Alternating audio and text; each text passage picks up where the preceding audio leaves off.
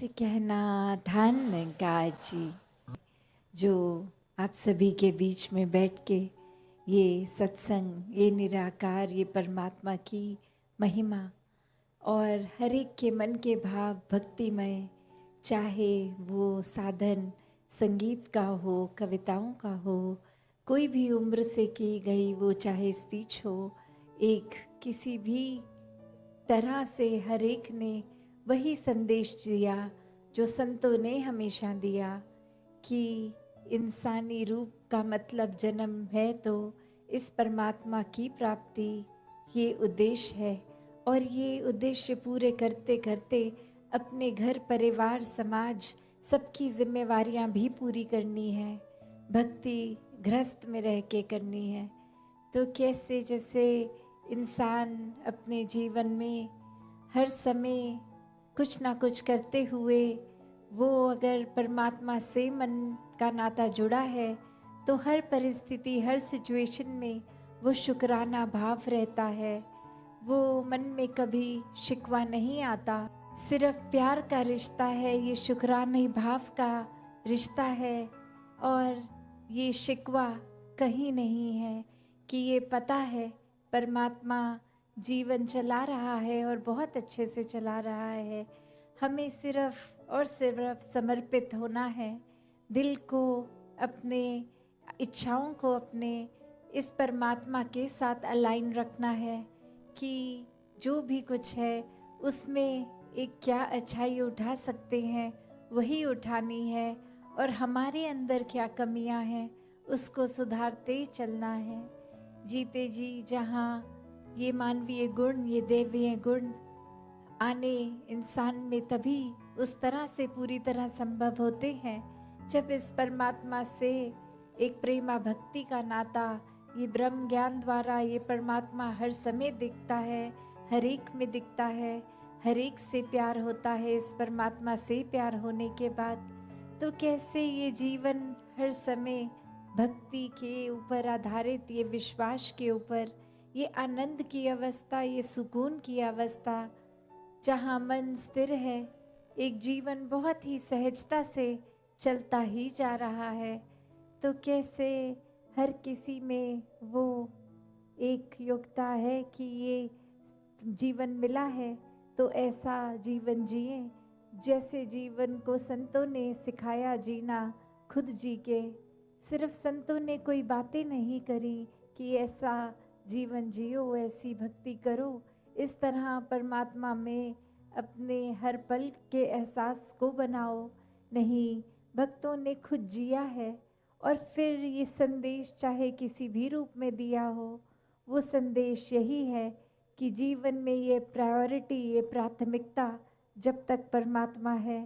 तब तक ही जीवन सफल जीवन है। वरना तो दुनिया के उतार चढ़ाव, ये माया रूप, आज कैसा रूप है कल कैसा है, बदलता है, कुछ आज है कल नहीं है, और कैसे हर चीज़ ये जो बदलती रहती है। ये पूरे संसार ब्रह्मांड में सिर्फ एक ही स्थिर चीज़ है और वो परमात्मा की बात है कि ये परमात्मा जो हम हर समय अंग संग देख सकते हैं, एक ब्रह्म ज्ञान की दृष्टि से, निराकार से जब ये रूबरू रिश्ता बनता है तो हर समय का वास ये निराकार का होता ही है और जीवन फिर हर पल इसके एहसास में बीतता है। फिर मन के अंदर ये गुस्सा, अहंकार जो चाहे पहले भी होता है, और ये ह्यूमन इंस्टिंक्ट्स की जो बात है, ये एक जीवन जीने के लिए अगर ये ब्रह्म ज्ञान के बाद भी हैं तो फर्क बस यही होता है कि पहले ये सब बुरी चीज़ों के वश में हम हैं, अब एक कंट्रोल की बात की अब हमारे वश में ये सब, चाहे वो क्रोध हो, चाहे वो और कोई बुरी आदत हो। तो कैसे एक कहानी में भी यही बात कि एक इंसान जो सोने का काम जानता था, गोल्डस्मिथ, अपनी दुकान से निर्धारित समय जाता था, आता था, और वहीं कुछ लोग जिनकी नीयत चोरी करने की,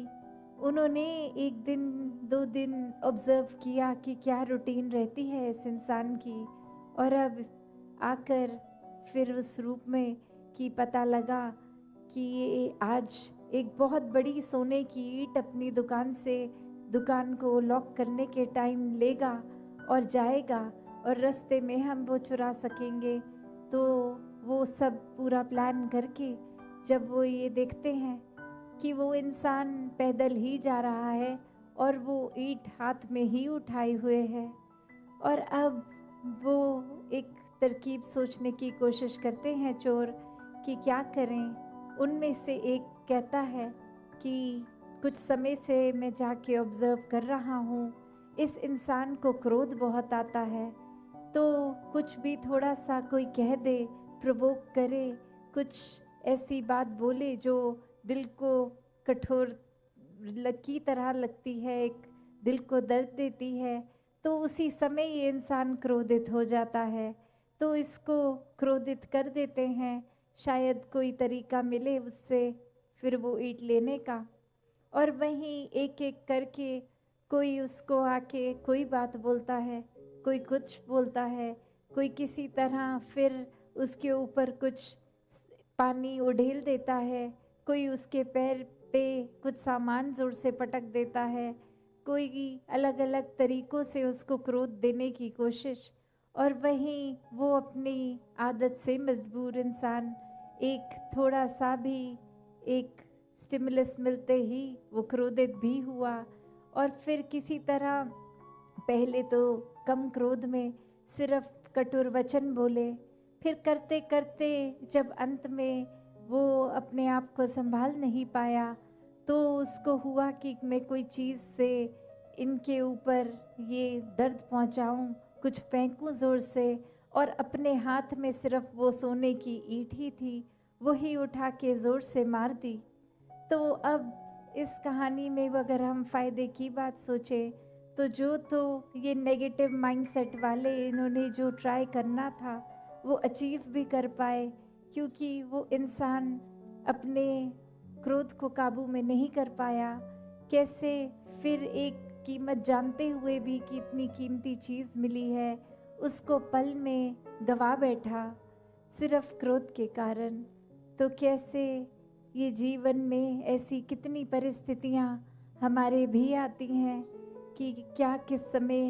एक पेशेंस चाहिए, एक अपने मन को विशाल करना है कि कोई कुछ कह रहा है कर रहा है वो इग्नोर करना है कि कोई बात नहीं, उसने अगर कर दिया मैंने अपने ऊपर असर बुरा नहीं लेना।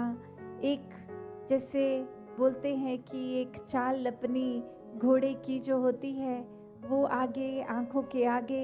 एक ब्लाइंड टाइप लगा देते हैं जो ना दाएं देख सके ना बाएं, बस सीधा चलता ही जाए अपने रास्ते पे। तो संतों का भी जीवन यही है कि नज़रिया, ये दिल दिमाग सब कुछ इस परमात्मा पे टिका लेते हैं। फिर कोई तारीफ करे या बुराई करे, कोई मधुर बोले उनके साथ या कड़वा बोले, उनका जो अपना स्वभाव है, अपनी संत प्रवृत्ति वाली चाल है, वो तो उसी तरह कायम रहते हैं। उनको अपने मन में ये पीस मिल गई, सुकून मिल गया, स्थिरता मिल गई, तो फिर एक बाहरली क्या ये चल रहा है कुछ भी उससे फर्क नहीं पड़ता, मन की अवस्था वही कायम एक जैसी। तो ऐसे ही चेतन होके भक्तों ने जीवन जिया है और सभी के हिस्से ऐसा भक्तिमय जीवन आ सकता है। तो समय व्यर्थ ना करके जीते जी जब तक ये सांसें चल रही हैं, अपने आत्मा की पहचान इस परमात्मा से ब्रह्म ज्ञान द्वारा करा के ये जीवन को भी एक ठीक तरीके से सुखी तरीके से जी लें, और इसी जीवन को जीते जी फिर ये मुक्ति मोक्ष साल्वेशन इसके हकदार भी बन जाएं। तो हर कोई ऐसा ही जीवन जिए जैसा इस परमात्मा के प्यार में पल पल जीना होता है। दातार सभी पे कृपा करे। सत संगत जी, धन निरंकार जी।